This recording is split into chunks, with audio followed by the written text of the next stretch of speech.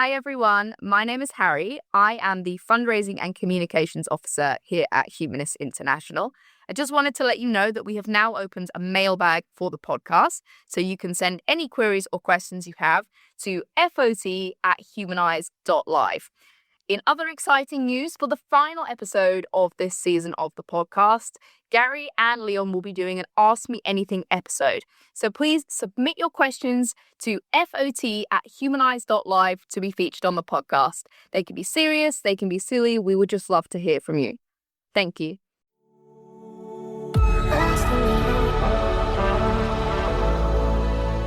Welcome to Freedom of Thought, a podcast by Humanists International, with me, Leon Langdon. And me, Gary McClelland. Each week we'll be discussing news, research, policy developments and campaigns related to freedom of thought around the world. Well, Gary, it's been a week since I've seen you. I've been off. How have you been? What's been going on at Humanists International? Fill me in as much as anyone else.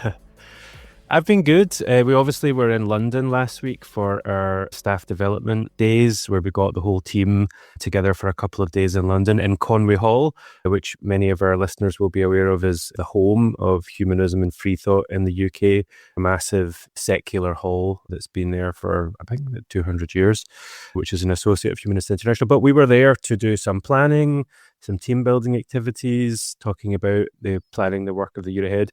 And I think probably like quite a lot of the team, it was a very fun and engaging 2 days, and we went for dinner and everything, but I was completely exhausted. I think everybody by the end of the 2 days was just feeling really tired. Yeah, it's been a bit of kind of recovery time over the weekend. And yeah, we're just straight back into this week. So we've been having some meetings about the World Humanist Congress, and hopefully in the next coming weeks we'll be announcing a range of exciting speakers for that.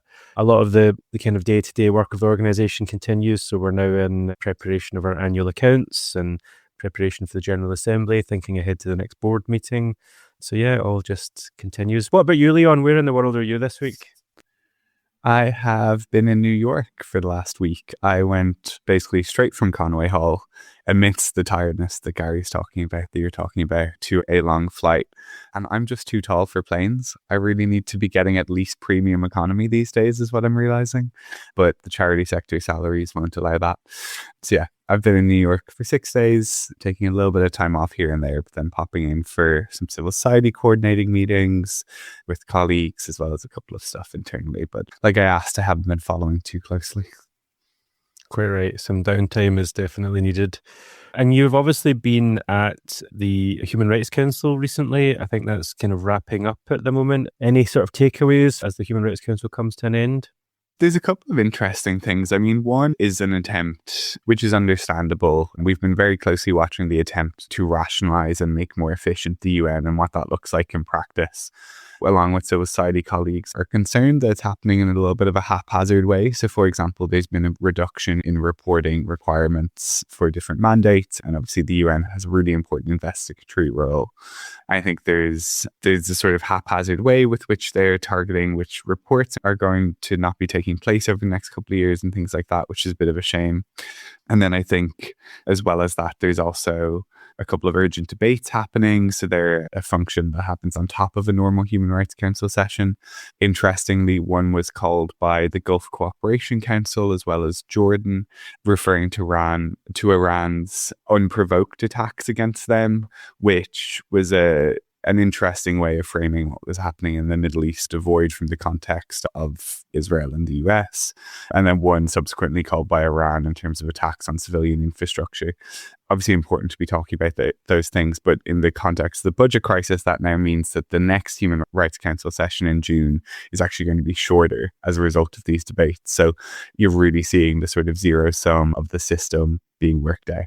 Yeah, that's really interesting. And I guess on the situation in Iran, I think it's worth acknowledging for our members and our listeners that we put out a statement on the situation in Iran. I think it's such a fast moving and evolving situation that I don't think we could give much in the way of kind of detailed ongoing analysis of the situation that's happening. But I guess it's worth maybe just pointing out a few of the points that we make in the statement. I guess the first one to say is that Humanists International and humanists generally are not by their nature pacifists, in the sense that There are obviously situations in which statecraft and action, violent action, is sometimes necessary and proportionate and in the greater good and so on. I mean, these are difficult concepts for us as humanists, I think, to think about, given our commitment to peace and cooperation and human solution making. But I think the point that we're trying to make in this statement is that even within the need for military action, there are rules. There are rules that have been set down in the Geneva Conventions and the various human rights treaties and articles and in conventions about the limit of violent action and military force. For example, to prevent military action against civilian infrastructure, energy infrastructure, schools, hospitals, and so on. And I guess it's, again, to me, slightly frustrating to have to go back to these kind of first principles arguments. But one of the very basic things to say is that given previous wars that the world has experienced, the reason for these treaties is to place a limit upon governments so that their actions can conform to some very basic minimum standards of not attacking hospitals and schools and civilian energy infrastructure. And that military action should be ideally justifiable and it should be proportionate, of course, and also that there should be some level of democratic accountability nationally, internationally, through the Security Council and so on and so forth. And I guess what we're saying in our statement is that none of these basic requirements seem to have been met. And also, I guess the other point that I feel is almost like a complete dereliction of the spirit of these treaties, that there should be any sense of proportionality, accountability, transparency about these military actions. So, yeah, you have any thoughts, Leon? No, I think you're right. For our listeners, this podcast takes a couple of days to come out, so anything we say now is probably not going to be evergreen and will probably already be behind the news cycle just by the nature of how quick it's happening. But no, of course, like the statement said, the concern about human rights in Iran and a really awful theocratic regime where we've had humanists at risk there. We've supported cases on death row in Iran. We've consistently spoken out against the government of Iran. But a concern for those issues and a concern about this US action are not mutually exclusive, and they're grounded in the same principles of international law, same principles of whatever even about international law. They're fundamentally concerned about people and humanity and the people who are going to be hurt, be it by an Iranian regime or by US missiles, US and Israeli missiles.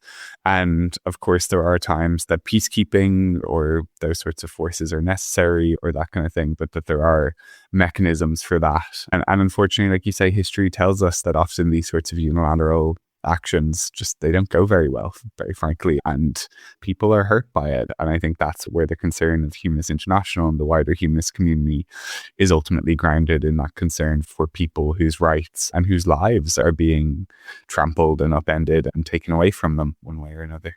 Yeah, it's a very depressing series of developments in the international sphere. However, tell us, Leon, what else are you doing in New York with your time off? There's two things. One is I've been keeping an eye on, now I haven't been a huge part of it, but I've been keeping an eye on the Commission on Status of Women, which we've historically been much more active in than unfortunately time has allowed this year. Within that, we've seen so much progress over the years, over 70 sessions for women's rights, for language on gender being mainstreamed across other UN bodies. The ends of this session, the outcomes were good, but that was very much in spite of particularly US action on that front. There are many better placed people to talk about it, but there was a lot of really terrible attempts by the US to undermine agreed conclusions on this, to undermine, for example, things like the fact that there is no definition of gender at the UN. It's not defined to men and women. And within that, the US tried to sort of rewrite history on that. And similarly, on, for example, mainstreaming of sexual reproductive health and rights, bodily autonomy. And there was a lot of friction there between states, and a lot of civil society colleagues, particularly members of the Women's Rights Caucus, worked incredibly hard to keep things the way they are and to push things forward. But the context was really sort of worrying, and I think it's safe to say we'll be back there because we're seeing this huge resistance to values that humanists really care about in terms of women's rights, reproductive rights, And I think it's a real worry, unfortunately, and the heartbreak of what's to continue to come of the US and the UN. The second thing, which is why I've been taking time off, is I had an exam. So I was sitting at what they call the multi-state professional responsibility exam in the US, which is hopefully my last step to becoming a New York attorney, which is something that is a sort of side project I started last year, I guess, as much as anything. My background is in law. I studied law at my undergrad, and then I sort of went a different way in terms of did a master's in international relations, while a lot of my friends went and became barristers and solicitors in Ireland or the UK. I just sort of realized how helpful it would be to be a lawyer while doing this work, and the sort of authority that gives, rightfully or wrongfully. Amazing. And I think just a reminder for anybody who didn't know the news that last year Leon decided in his free time to sit the New York bar exam and start his journey towards becoming a lawyer. And I think it's a really interesting time. I mean, as you'll know, Leon, we had a big discussion at our strategy meeting in Ottawa last year with the board of Humanists International. And one of the things that we've been acknowledging for quite a long time is the use of lawfare, as we call it, by groups opposed to humanist values and actively trying to unpick human rights, particularly in Europe and within the Council of Europe region.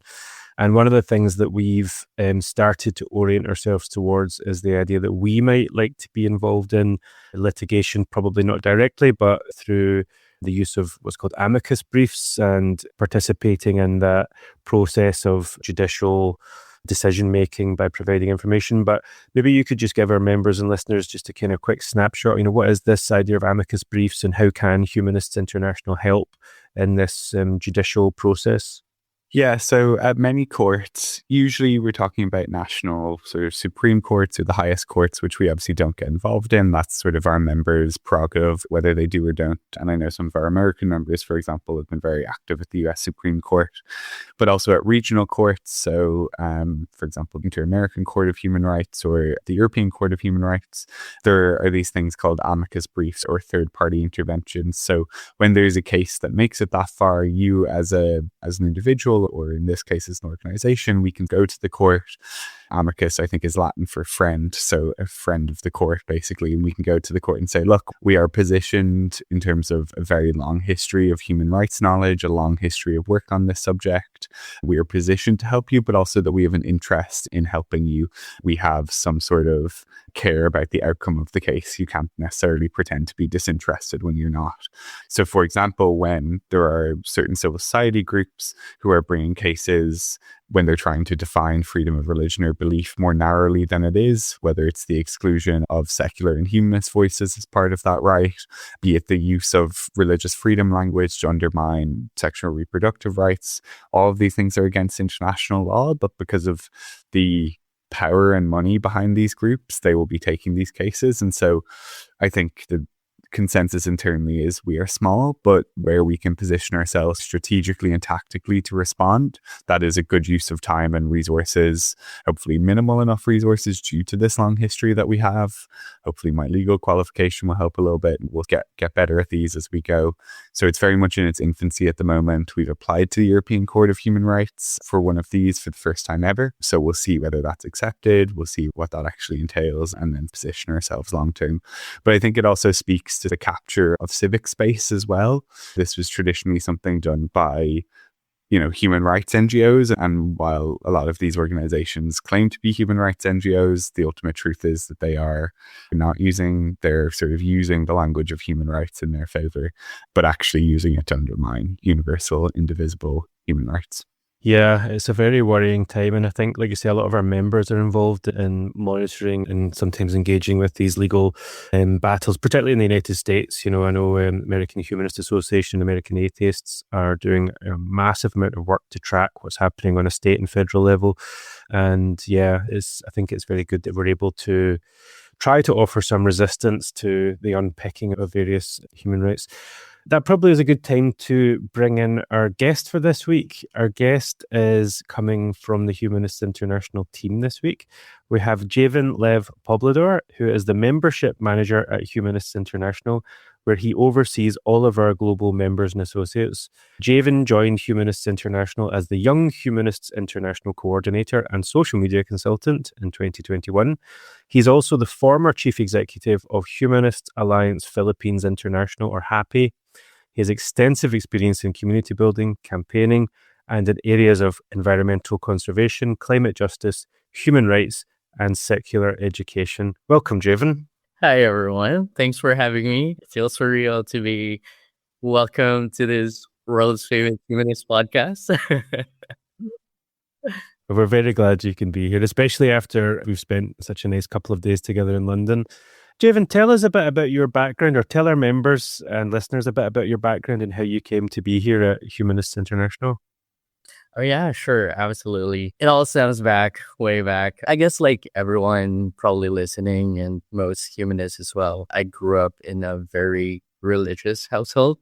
I am actually an ex-Mormon, or from the Church of Latter-day Saints here in the Philippines. It was actually a good experience that we've had, but growing up, there are always questions. Curiosity always comes in. You started asking questions to church leaders, and some of those questions can never be answered. So you started to peer away and look for answers on different aspects outside of the Bible, outside of the Book of Mormon.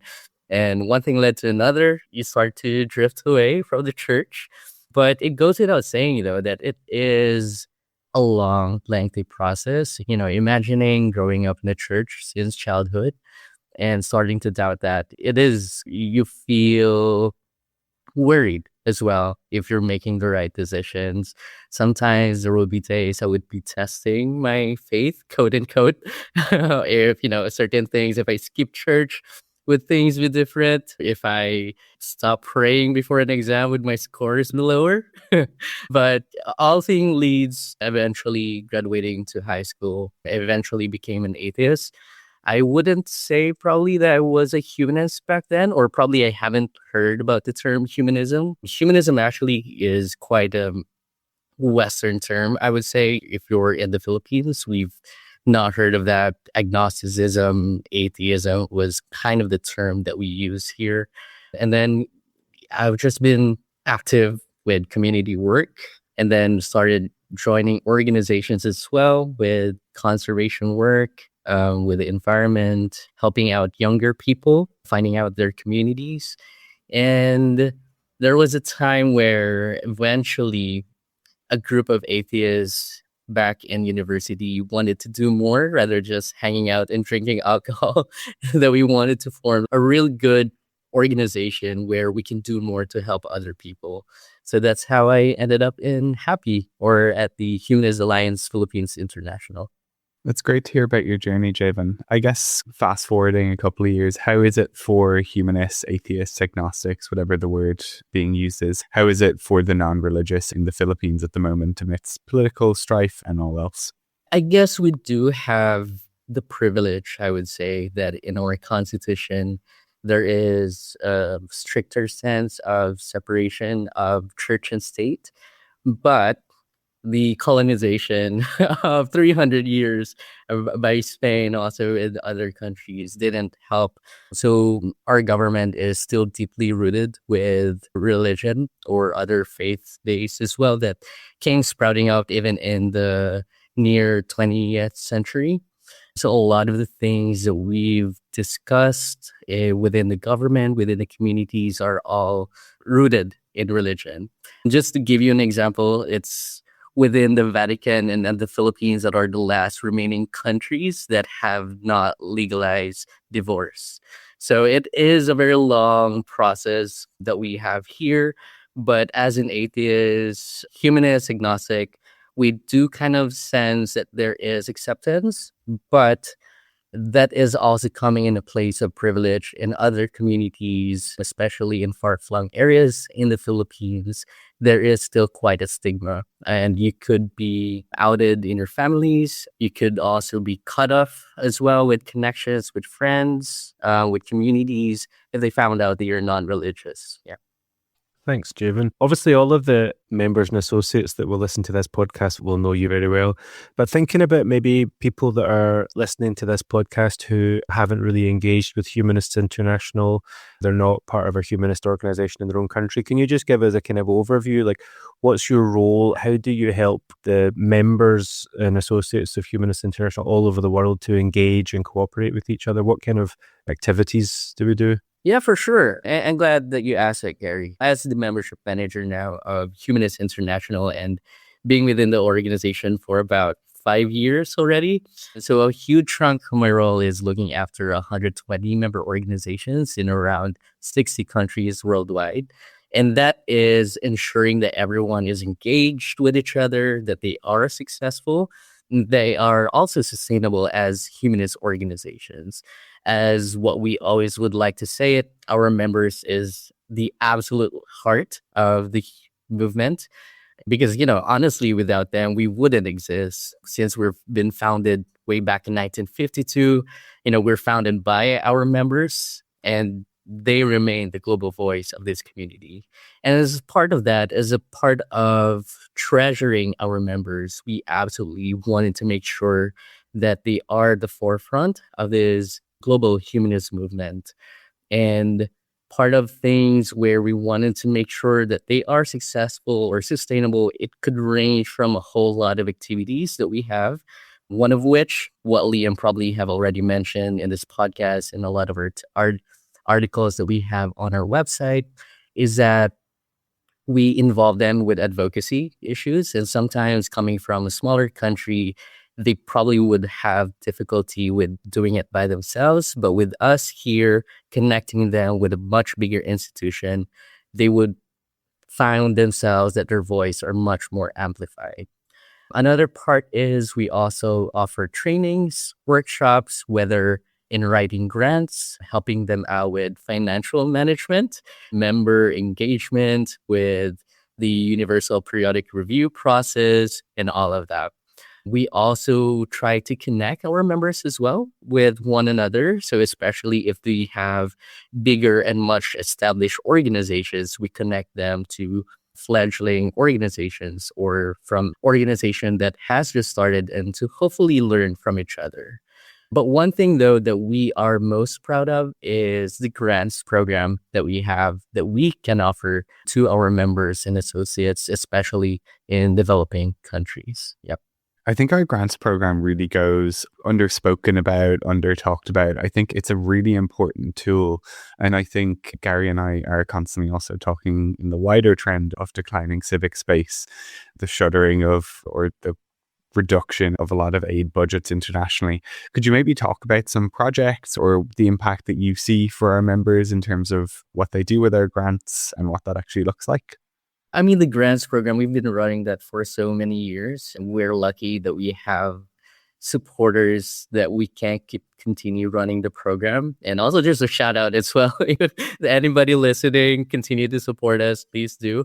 But yes, the grants program is something that we really do put in a lot of importance, especially with making sure that organizations are sustainable. So the grants program, how it usually looks like is we run it from year round, and then we invite our members and associates to apply. So it's exclusively for our members only. And then there are certain categories that they can apply for. Categories like if they need help with capacity building, they need to improve their website, projects to helping out young humanists or projects being run by young humanists, or running a humanist ceremony, or bring more members within the region together. So there are several categories that they can apply for, and they can apply for which anything is most relevant to them. So I think that's a good kind about our grants program, is that we have this kind of flexibility that our members can apply for. But going back to your question, Leanne, about the grants that we have, I don't want to say about any favorites at all. I guess the ones that we do award are actually really good. And we owe it to our members that they are very committed, enthusiastic, and fulfilling, and they're able to fulfill the projects and make it successful as it is. But on the top of my head, though, there are a few projects that really do stand out, especially one example would be in Nigeria. So we have an associate advocacy for alleged witches, and for consecutive years, we've awarded them with a grant so that they are able to fight systemic human rights violations against those accused of witchcraft. And this might come as a surprise, especially for some people in other countries, but accusations of witchcraft and harmful traditions are quite existing in different countries from around the world. And it's not just within Africa, whether in Asia and other regions as well from around the world. So when they apply for the grant, we absolutely know that this is something that we wanted to support with. And we provided with them with about 5,000 to about 7,000 pounds in grant, and they can run the project for about a year. So within running those projects, they've probably been able to help about 8 to 10 cases or even more. And understanding that some of those projects have components where they hold workshops within communities so that they can teach them about critical thinking, more about harmful traditional practices, about witchcraft accusations, quote unquote. So yeah, at the end of the project, it's really nice being in this position. I really love after the end of all projects, thinking and seeing how successful they've been, and especially the testimonies as well for the people that they've managed to help. I think it's really heartwarming to see all of that. So by their project alone, they've seen a decline in violence. Even I can cite one example that one beneficiary's son even wrote a thank you to the organization with advocacy for alleged witches after a local chief apologized for the brutalization of his mother. So these are just a few examples. One another probably would be in Peru. They established the first humanist ceremony in the country. And now non-religious people have meaningful options for weddings and funerals that don't force them into religious services. And another probably would be Happy or in the Philippines, Humanist Alliance Philippines International. They've transformed a living room into a functional classroom for critical thinking workshops, teaching kids about secular education. And they've served over 5,000 children within that area alone, teaching humanism, safe space, and also providing healthy snacks along the way. So there are quite more. We award about 8 to 10 projects over the years. So if people are any interested, they're all posted on our website as well. Yeah. Thanks, Javan. That's really amazing to get an overview. And I think Leon's right that it's something which I don't feel all of our members, and certainly not beyond that, have a grasp of just the importance and the scale and the size of this program. So, I mean, even just over the course of last year, 2025, through our grants program, we reached over 300,000 people through all the various different activities and projects that we funded. Over 300,000 people would have been in touch with and connected with and benefited from one of our programs. And that, like you say, can include a whole range of different things. I'm also thinking of podcasts and videos and infographics, educational resources, children's books that we funded over the years. And we do have a link on our website, which we can put in the notes for this podcast, to all of the supported programs that we've done through Humanists International. Okay, I think another thing I want to say as well is that this, I think, really shows the benefit of the network that we have at Humanists International. As you said, Javan, our members are the heart of what we do at the organization. We were founded by our members. We are primarily a network, a federation of global members. And the way that Humanists International is funded is mainly through its members with some of the additional support. And the way it works is our members pay us generally about 1% of their income, which if it's a large organization with a lot of income, that can be a lot of money. And we use that to redistribute wealth to parts of the world where they don't have the fortune to be so well funded. So it's a really, I think, healthy and democratic structure that helps us to redistribute some of these resources around the world. I think that's really interesting. I guess thinking about the network that we have at Humanists International, I wonder if you have any reflections over your 5 years that you've been with Humanists International, any sort of reflections over the state of our members around the world, maybe how things look in different regions, different parts of the world. Do you have any thoughts on that? Maybe places where we would like to see more growth, or areas which we've seen very good growth and strength of the membership, anything like that? Yeah, absolutely, Gary. I would like to share more about that. So, over the course of 5 years at HI, we've seen growth. I mean, if you look into a graph, you would see that the graph is rising in terms of the numbers of members and associates that we have.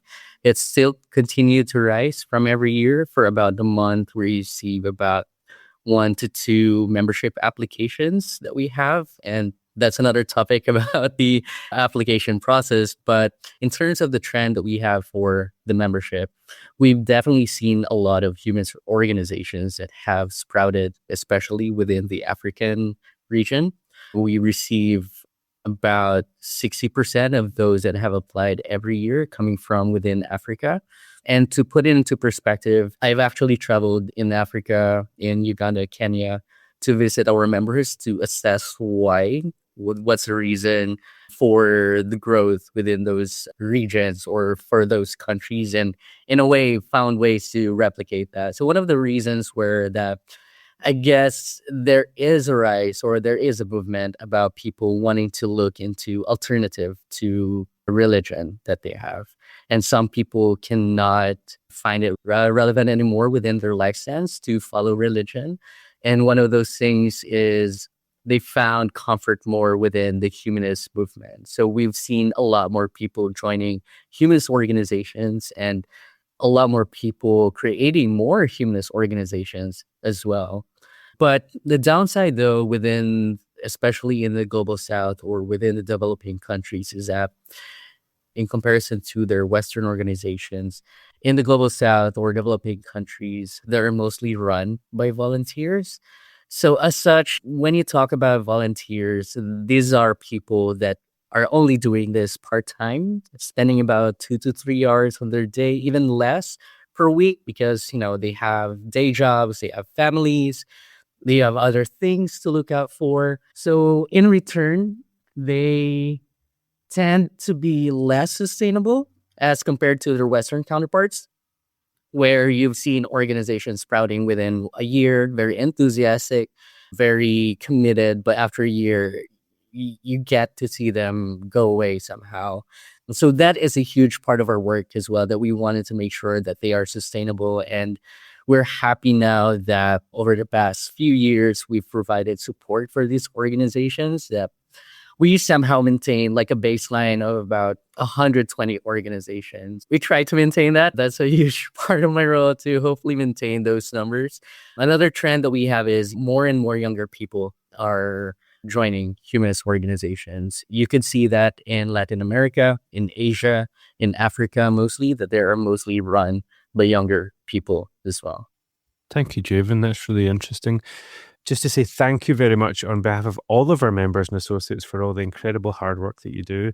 But one last very quick question is, if there is an organization out there that somehow we haven't been in touch with, or someone that is starting a humanist organization, what should they do to get involved with Humanists International? Well, if your group is ready to take the powerful step towards strengthening the global movement or wanting to join us, all you have to do is just reach out to me at membership@humanists.international. Or if you're already established, you have your group going on, we have our website. You just go ahead and join there, and then we take it from there. We've also taken an extra step as well. If you're a humanist member and individual that you don't know how to start an organization, just reach out to us. And, who knows, maybe we can help you connect with people that are also in your country that is also interested in starting that organization. We have a lot of examples in the past where individuals have just joined into our meetings, trying to understand what Humanists International is all about. And from several days or weeks being with us, they found the courage and the enthusiasm to start their own humanist organization. So that's how we wanted to do that. So don't be discouraged if you're the only person within your organization. Reach out to me or to the rest of the staff, and let's see what we can do about that. Thank you very much, Javan. Thanks, Javan. Thank you. If you found this episode useful, please share it with others, subscribe wherever you listen to podcasts, and leave us a rating and 5-star review. It makes a big difference in helping new listeners find the show. If there's a topic you'd like us to cover or someone you'd like to suggest as a guest, you can contact us via the links in the show notes. To find out more or join Humanists International, visit humanist.international and subscribe to our newsletter. Thank you to our producer James and the team at Humanize Live, and to the team at Humanists International, of course, without whom we'd have very little to talk about. Thank you for listening to this episode of Freedom of Thought.